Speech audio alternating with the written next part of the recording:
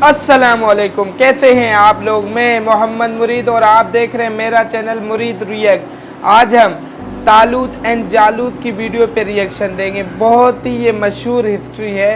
अल्लाह पाक ने कुरान में भी इसका जिक्र किया। तालूत को जब बादशाह अल्लाह पाक ने अपने तरफ से मुकर्रर किया, उस टाइम का नबी भी उस टाइम मौजूद था, मगर तालूत को अल्लाह ने बादशाह उस कौम का करार दिया, क्योंकि उस टाइम के जो कौम होती थी वो अपने नबियों से खुद सवाल करते थे कि अल्लाह पाक से आप दुआ करें या हमें बादशाहत अता करें।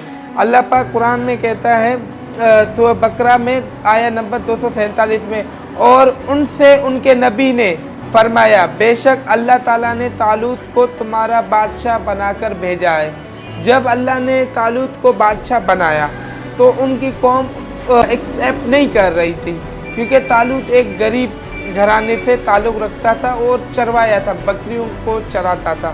इसलिए उन कौम में सरदार भी थे, अमीर भी थे। उन लोगों ने कहा कि हम तालूत को क्यों बादशाह अपना मुकर्रर करें, क्योंकि वो गरीब ख़ानदान से ताल्लुक़ रखता था। तो चलते हैं वीडियो पर, ज़्यादा हमें भी मालूमात होगी, आपके साथ बैठ के हम भी इल्म हासिल करें। एक ऐसा देवकामत शख्स जिसे देखकर 80,000 का लश्कर सहम गया। तारीख का वो कद आवर सिपाही जिसका सामना करने की जुर्रत बड़े बड़े सुरमा में न थी, लेकिन एक गरीब चरवाहे ने इसे एक वार में कैसे पछाड़ दिया। वो चरवाहा कौन था और इस देव का खात्मा कैसे हुआ। जालूत।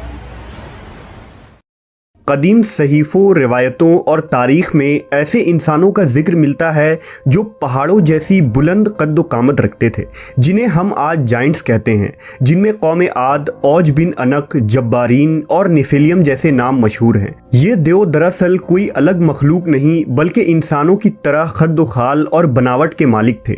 बाज़ लोगों ने लिखा है कि ये देव हैकल लोग दरअसल किसी माफूकुल फितरी मखलूक और इंसान के बाहमी ताल्लुकात से पैदा हुए थे। इन ही जाइंट्स में एक नाम जालूत का भी मिलता है, जिसका जिक्र कुरान मजीद में तफसील से मौजूद है, जबकि बाइबल में इसे गोलियत के नाम से पुकारा गया है।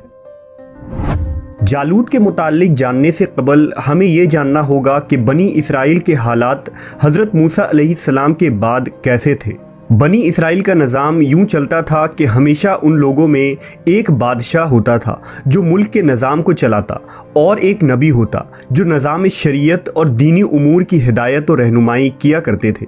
और दस्तूर यूं चलता था कि बादशाही यहूदा इब्न याकूब के ख़ानदान में रहती थी और नबूवत लादी बिन याकूब के ख़ानदान में होती थी। लेकिन एक ज़माना ऐसा आया कि बनी इसराइल में कोई बादशाह नहीं था। उस वक्त उनमें हज़रत शमूएल अलैहिस्सलाम नबूवत के ओहदे पर फाइज थे। उस वक्त बनी इसराइल के पड़ोस में एक बर्बर कौम आबाद थी जिसे किनानी या अमालका कहते थे। उन्होंने बनी इसराइल के इलाकों पर लूट मार और हमले करना शुरू कर दिए। ये बर्बर कौम फ़लस्तीन और मिस्र के साहली इलाकों में आबाद थे। उनका एक सरदार था जिसका नाम जालूत था। जालूत ने बनी इसराइल से ज़मीनें छीन कर उनको मगलूब कर दिया था। उनके बड़े बड़े सरदारों और सालेहीन को कैद कर दिया और बनी इसराइल से खिराज वसूल किया करता था। कौम अमालका ने ताबूत सकीना भी बनी इसराइल से छीन लिया, जो यहूदियों के लिए एक बाबरकत संदूक थी। ताबूत सकीना के जाने के बाद उनकी हालत बद से बदतर हो गई और दुश्मन उन पर हावी हो गए। लिहाजा बनी इसराइल ने हज़रत शमूएल अलैहिस्सलाम से दरख्वास्त की कि आप किसी आदमी को हमारा बादशाह मुकर्रर कर दीजिए। आप अलैहिस्सलाम ने हुक्म खुदावंदी के मुताबिक तालूत को बादशाह बना दिया, जो बनी इसराइल में सबसे ज़्यादा ताकतवर और आलिम थे, लेकिन बहुत ही गरीब और मुफलिस थे। चमड़ा पकाकर और बकरियों को चराकर ज़िंदगी बसर किया करते थे।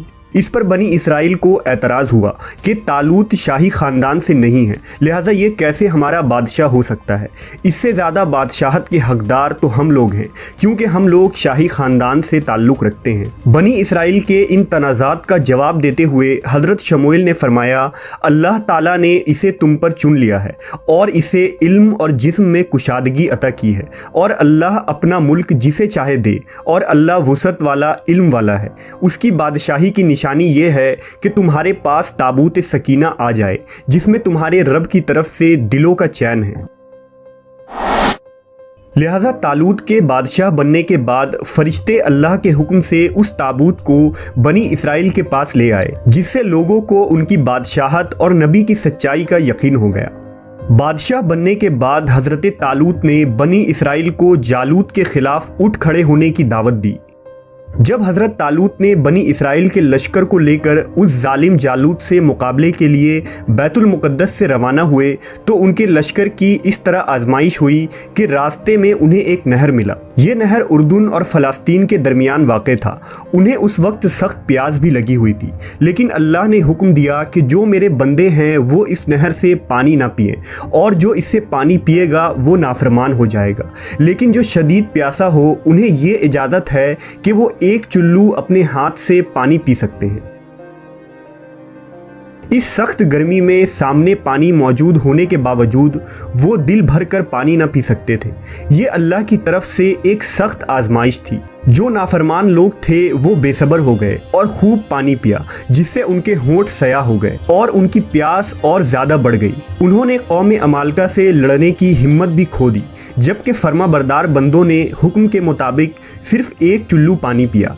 ये एक चुल्लू पानी ही उनके लिए काफ़ी हो गया और उनकी प्यास बुझ गई। एक कौल के मुताबिक लश्कर तालूत की तादाद 80,000 थी, जिसमें सिर्फ 313 लोगों ने अल्लाह की इताअत की और पानी न पिया। इस मुनासबत से हज़रत मोहम्मद सल्लल्लाहु अलैहि वसल्लम ने ग़ज़वा बदर में सहाबा से फरमाया था कि हमारी तादाद हज़रत तालूत बादशाह के लश्कर की जैसी थी, जिसने आपके साथ नहर पार की और दुश्मन पर गलबा पाया था। जब बनी इसराइल ने नहर पार किया तो जालूत की फ़ौज सामने खड़ी थी। बनी इसराइल ने ईला की वादी में खैमा गाड़ दिया और वहां जमा हो गए। दोनों फ़ौजें आमने सामने खड़े हो गए। थोड़ी देर में उनका सरदार जालूत, जो निहायत ही कद आवर और ताकतवर शख्स था, वो मैदान में उतरा। जालूत एक पहलवान था। इसका कद 6 हाथ और 1 बालिश था। वो पीतल का जर्रा पहनता था जिसका वज़न 5000 मिस्काल था। उसके हाथों में एक भाला था जो लोहे का था और जिसका वज़न 600 मिस्काल था। वो अपने सर पर लोहे की जो टोपी पहनता था उसका वज़न 30 रतल था। जालूत ने रजस पढ़ा और बनी इसराइल को ललकारा। जालूत और उसके लश्कर को देखकर बनी इसराइल सहम गए। वो आपस में कहने लगे, आज तो हम लड़ने की ताकत नहीं रखते। इनकी बातें सुनकर उन 313 मुजाहिदों ने कहा, ऐ अल्लाह, हमें सब्र दे, साबित कदम रख और कौम कुफ्फार पर हमारी मदद फरमा। जब दोनों फ़ौजें मैदान जंग में लड़ने के लिए तैयार हो गईं तो हज़रत तालूत ने अपने लश्कर में ये ऐलान कर दिया कि जो शख्स भी जालूत को कत्ल करेगा मैं अपनी बेटी का निकाह उसके साथ कर दूंगा और अपनी आधी सल्तनत भी उसे अता करूंगा। ये फरमान सुनकर हज़रत दाऊद अलैहिस्सलाम आगे बढ़े, जो अभी बहुत ही कम उम्र और कमज़ोर थे। उनकी गरीबी और मुफलिसी का ये आलम था कि बकरियां चराकर और उसकी उजरत से गुजर बसर किया करते थे। जब तालूत ने एक कमसिन बच्चे को अपने मुकाबले पर देखा तो कहने लगा, चला जा, मैं तुझसे लड़ना पसंद नहीं करता। हज़रत दाऊद ने फरमाया, लेकिन मैं पसंद करता हूँ कि तुम मेरे हाथों कत्ल हो जाओ। दाऊद अलैहिस्सलाम को गुलैल के साथ पत्थर फेंकने में काफ़ी महारत हासिल थी। हज़रत दाऊद ने पत्थर को अपने गोफन में रखा और बिस्मिल्लाह पढ़कर उन्हें जालूत की तरफ चलाया।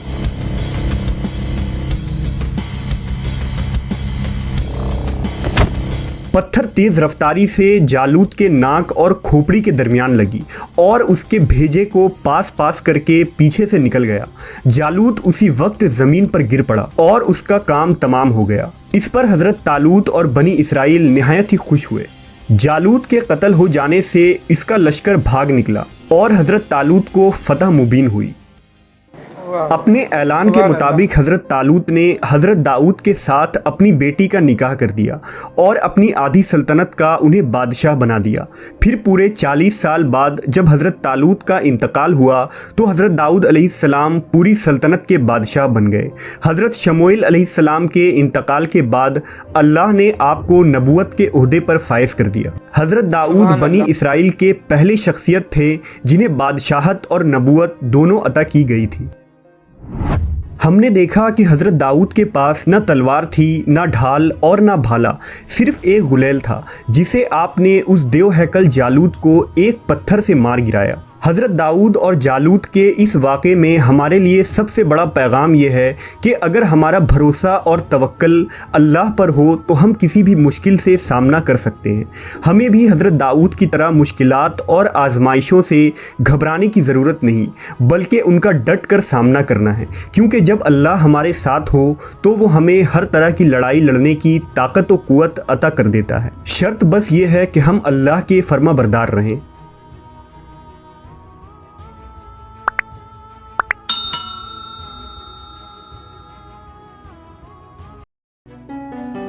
سو گائز، ویڈیو تو اپنے اختتام پہ پہنچی ہے۔ اس میں ہمیں سبق بہت زیادہ مل رہا ہے، کیونکہ ایک تو بھائی حکومت کرنے کے لیے لازم یہ نہیں کہ ہمیں امیر ہونا چاہیے، اللہ جسے چاہے عزت دے، حکومت دے یا غریبی دے۔ ایک یہ سبق بھی ملتا ہے کہ بھائی اللہ جسے چنے نا اس کی آپ کو عزت کرنی ہے۔ دوسرا، داؤد علیہ السلام کے پاس کچھ بھی نہیں تھا، جو اینڈ میں امبر وائس نے جو بولا کہ بھائی پکا یقین ہونا چاہیے اپنے رب پر۔ اگر آپ کو پکا یقین ہے تو آپ ہر مشکل کو حل کر سکتے ہو۔ حضرت داؤد علیہ السلام کے پاس صرف ایک گلول تھا، اس گلول سے اس کو مار دیا۔ یہ ہے اللہ پر یقین۔ اللہ پر یقین ہوگا نا، سامنے والا لشکر بھلے لاکھوں کا ہو اور آپ چند آدمی بھی ہوں، آپ فتح کر لو گے۔ یقین پوسیبل، یقین اگر ہے تو آپ ہر مشکل کو پوسیبل کر سکتے ہو۔ اگر یقین نہیں ہے تو آپ پوسیبل والے کام کو بھی انپوسیبل کرو گے۔ تو اگر یہ ویڈیو آپ لوگوں کو پسند آئی تو لائک، کمنٹ، شیئر، سبسکرائب لازم کریں۔ مجھے اجازت دیں، اللہ حافظ۔